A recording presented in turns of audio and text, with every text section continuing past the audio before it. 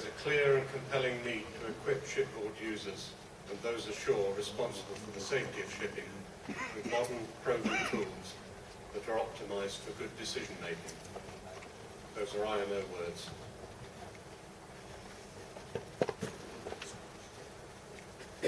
The objectives of e-navigation include facilitation of safe and secure navigation of vessels, facilitating communications, including data exchange between vessels and shore, integrating and presenting information on board and ashore to maximise navigation safety benefits and minimise any risk of confusion. And finally, to facilitate global coverage of this system with consistent standards and interoperability. And since I'm the first one to present a paper with e-navigation in the title, I get to read out the definition.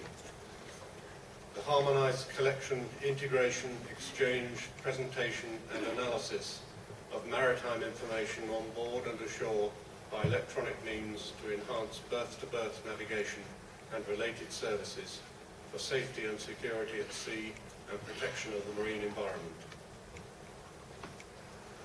It's quite a mouthful, but it does encompass everything. User requirements on e-navigation have shown common requirements for both mariners and shore users. The mariners require information for planning and execution of voyages, for assessment of navigation risk and compliance with regulation, and information should be accessible from a single integrated system.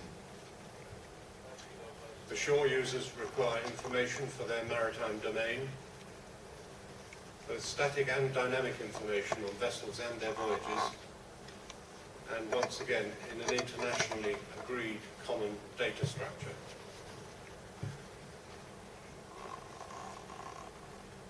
E-navigation aims to be the catalyst for the development of new integrated navigation systems which will improve safety for the mariner.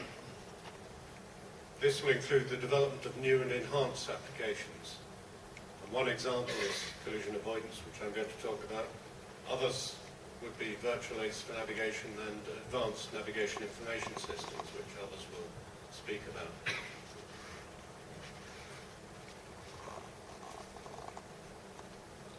Collision avoidance is obviously a primary concern for all classes of vessel.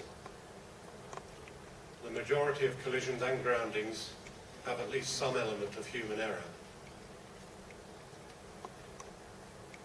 The use of existing and new vessel sensors in a standardized, integrated e-navigation system will improve situational awareness and provide decision support. There are a number of types of collision risk. It's not just with other vessels, but also with fixed objects such as structures and with floating debris, for example, containers that have been lost over the side.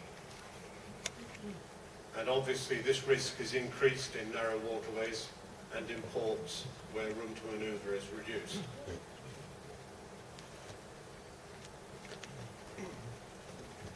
Many existing sensors and inputs can be used to assist in collision avoidance. For example, GNSS, LORAN-C, electronic navigation charts, radar, AIS, VTS, sonar, and lights and buoys. But new sensors and systems will become available and will contribute to collision avoidance systems, particularly through the development of e-navigation. And these could include new technology radars, modernized GNSS, multi-frequency, e-LORAN, possibly inertial systems in the future, and data fusion, as mentioned by Volker in the previous presentation, is crucial to this. Displays will need to be integrated, and there are other things available to us, such as synchronizing lights. The integration of systems is essential to the whole concept of e-navigation, and this may include the position, navigation and timing inputs, such as differential GNSS and VLORAN, will almost certainly be integrated in one system. Presentation and controls will be integrated with the introduction of the integrated bridge systems, integrated navigation systems, and the possibilities for combining ECDIS, radar and AIS. External information and advice may be integrated. For example, AIS and LRIT.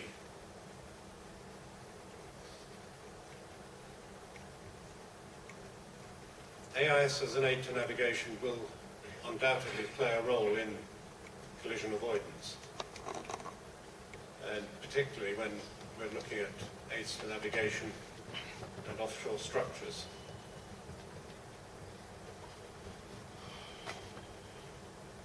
AIS as an aid to navigation has a number of additional roles, such as providing radar reference targets, allowing the synchronization of displays.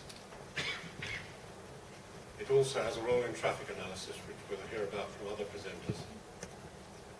And that may be critical to finding the potential collision situations.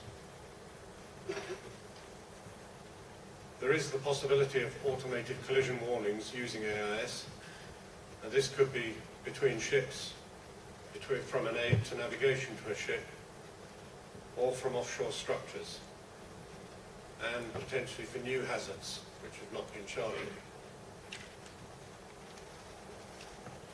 Offshore renewables clearly present a collision hazard, be they wind farms, tidal generators, or wave energy devices.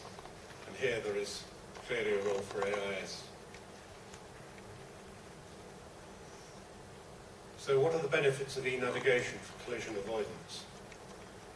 Well, improved situational awareness, having all the relevant information available to the mariner on a clear and uncluttered presentation, but avoiding information overload. The potential for warnings of collision danger and decision support tools.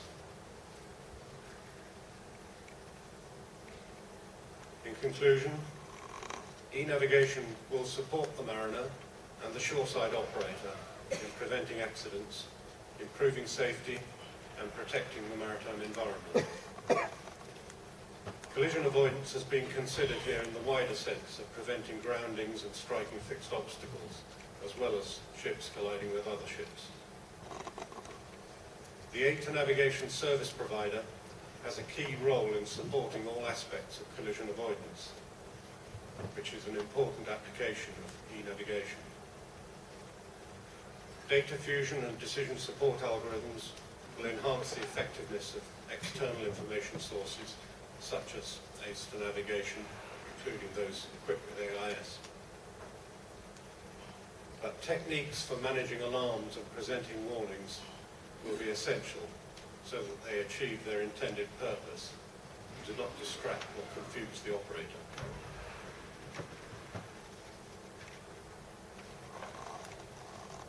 There are a number of future developments we can envisage, such as automated collision avoidance, with navigation information of the vessel is combined with that of other vessels obtained via some data link, which probably AIS at the moment, and radar, to provide continuous, accurate and timely situation evaluation.